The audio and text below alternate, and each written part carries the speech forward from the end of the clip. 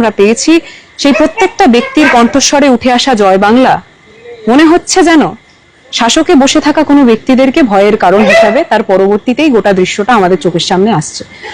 আমরা সকলে যারা এখানে উপস্থিত হয়েছি রাত 12:30টার সময় আমরা সকলেই তৃণমূল কংগ্রেসের কর্মী হিসাবেই আমরা পরিচয় পেশ করে তার পরবর্তীতে এখানে এসেছি।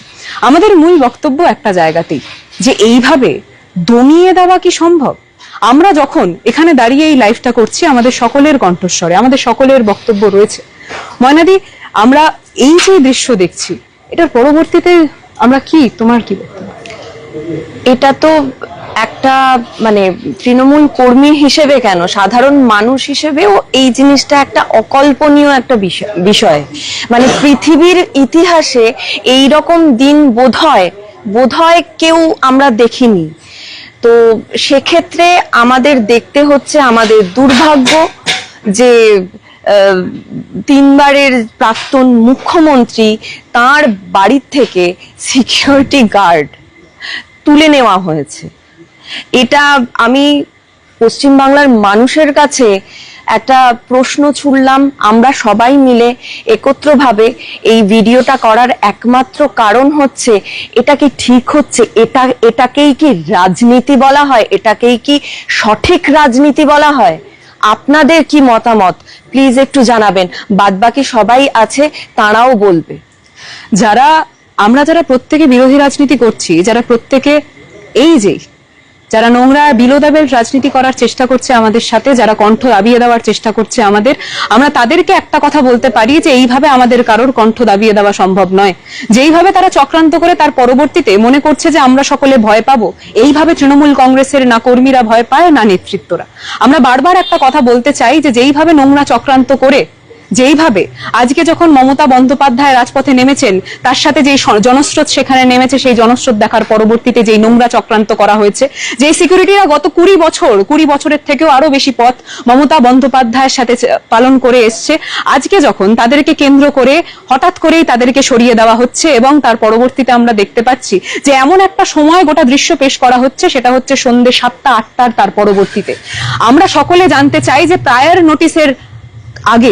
নোটিশ না জানিয়ে হঠাৎ করে এই গোটা দৃশ্য কেন করা হয়েছে। আর বারবার আমরা তৃণমূল কর্মী হিসাবে একটা জিনিস বলতে চাই যে এইভাবে তৃণমূল কংগ্রেসের কোনো কর্মীকে ভয় দেখানো সম্ভব নয়। তৃণমূল কংগ্রেসের প্রত্যেকটা কর্মী নেত্রী মমতা বন্দ্যোপাধ্যায়, অভিষেক বন্দ্যোপাধ্যায় এবং তৃণমূল কংগ্রেসের সকলের পাশে আছে। আমরা সকলে একে অপরের পরিপূরক হিসাবে, আর হ্যাঁ, যদি প্রয়োজন পড়ে পিএসও হিসাবে, যদি প্রয়োজন পড়ে এই গেটের সামনে আমরা রোজ এইভাবেই, সেটা রাত হোক বা দিন, আমরা সকলেই দাঁড়িয়ে থাকবো, সারাক্ষণ দাঁড়িয়ে থাকবো। আমরা বারবার একটা বার্তা দিতে চাই যে এইভাবে কারোর কণ্ঠস্বর দাবিয়ে দেওয়া সম্ভব নয়। আমাদের কণ্ঠস্বরে জয় বাংলা যেইভাবে উঠে এসেছিল, আমাদের কণ্ঠস্বরে জয় বাংলা আগামী দিনেও উঠে আসবে। তাই এইভাবে ভয় দেখানো সম্ভব নয়।